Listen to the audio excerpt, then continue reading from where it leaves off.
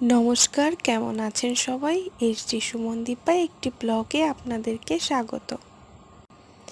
আজকে বছরের প্রথম শাপলা পাতা মাছ খেলাম। শাপলা পাতা মাছকে অনেকে শঙ্কর মাছ হিসেবেও জানে। তো আমার মা রান্না করেছিল নতুন আলু দিয়ে। খেতে ভালোই হয়েছিল, কিন্তু ঝাল একটু কম হয়েছিল।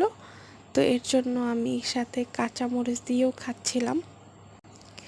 আর শাপলা পাতা মাছটায় অনেক বেশি তেল হয়েছিল, তো সেই তেলগুলো দিয়ে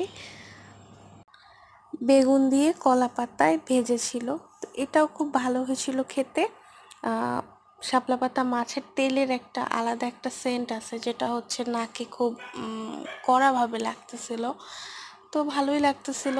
আর আজকের খাবারগুলোতে প্রত্যেকটা খাবারেই মানে ঝাল কম হয়েছে। আমার একটু ঝাল ভালো লাগে।